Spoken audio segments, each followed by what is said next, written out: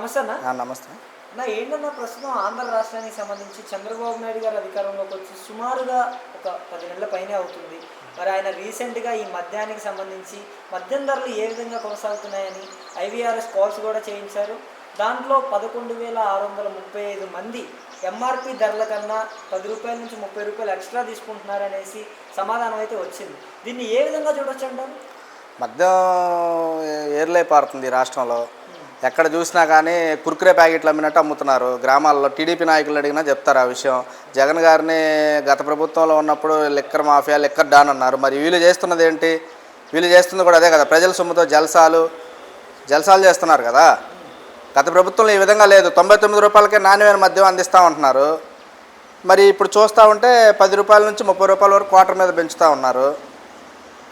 అంటే చాలా వరకు చెప్తున్నారు కదన్నా, జగన్మోహన్ రెడ్డి గారేమో ప్రజల సొమ్ముతో జలసాలు చేసుకుంటూ వచ్చారు, మేము సంపద సృష్టించి ప్రజలకే ఇస్తామన్న చంద్రబాబు నాయుడు గారు ఆ పథకాల ప్రస్తావనే కావచ్చు, ఈ లిక్కర్ విషయమే కావచ్చు, అసలు ఎందుకని వీళ్ళు కనిపించట్లేదంటారు? ఎక్కడండి పథకాలు ఇచ్చేది? ఎక్కడ సూపర్ 6 అనే హామీ ఇచ్చారు, ఎక్కడ కూడా ఒక్క పథకం ఇచ్చిన దాఖలాలు లేవు. ఈ రాష్ట్రంలో ఎక్కడైనా పేదవాడికి ఏదైనా ఒక్క సంక్షేమాన్ని ఇచ్చాడా? సంక్షేమాన్ని నీరుగార్చాడు చంద్రబాబు నాయుడు గారు. అబద్ధాలతోనే హామీలన్నీ గడుపుకుంటూ వెళ్తున్నాడు.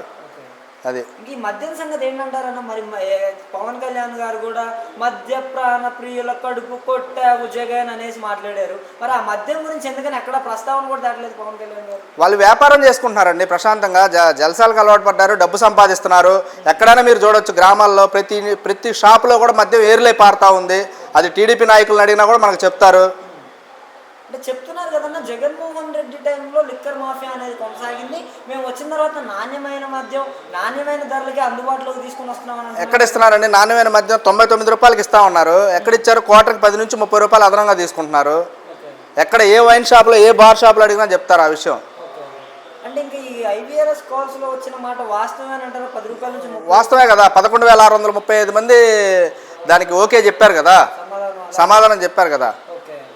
ఏంటన్నా ఈ బై ఎలక్షన్స్లో కూడా బై ఎలక్షన్స్కి సంబంధించి 52 స్థానాల్లో 30 కైవసం చేసుకుంది. అంటే ఎక్కడ రిగ్గింగ్ చేస్తూ గెలుచుకుంటూ వచ్చిందంటారు వైసీపీ? రిగ్గింగ్ ఎవరండి చేసింది? త్రిపురాంతకం ఎంపీపీ ఎలక్షన్ చూడొచ్చు, ఆళ్ళ సుబ్బమ్మ గారిని. అక్కడ ఒక ఎంపీటీసీ అభ్యర్థి సామాన్య ఉద్యోగస్తురాలు ఒక మహిళను కూడా 3 రోజుల పాటు బంధువుల ఇళ్లలో దాచిపెట్టి 15 లక్షల రూపాయలు డబ్బులు ఇస్తామని చెప్పి ఆమెని భయభ్రాంతులు గురి చేసి తీరా కౌంటింగ్ దగ్గర తీసుకొచ్చిన తర్వాత ఆమె చేతులు పట్టుకొని ఆమె డ్రెస్ని లాగేసి ఆమెని నువ్వు ఓటు వేయొద్దు అని చెప్పారు. అయినా కూడా ఆ మహిళ ఘంటాపదంగా జగనన్నకే మద్దతుగా నిలబడింది. ఆళ్ళ సుబ్బమ్మ గారిని ఎంపీ గారిని గెలిపించుకోగలిగింది. అది ఈ రాష్ట్రంలో వాళ్ళ పరిస్థితి ఇంక అయిపోయిందండి, వాళ్ళ పని అయిపోయింది. అది ఏంటన్నా మాట్లాడిన ప్రతి ఒక్కళ్ళ మీద కేసులు కూడా పెట్టుకుంటారు. నాగేశ్వరరావు గారు కూడా ఈయన నర్సరాపేటలో మీడియా మిత్రులతో మాట్లాడిన సందర్భంలో ఆయన మీద కూడా ఒక కేసు పెట్టడం జరిగింది.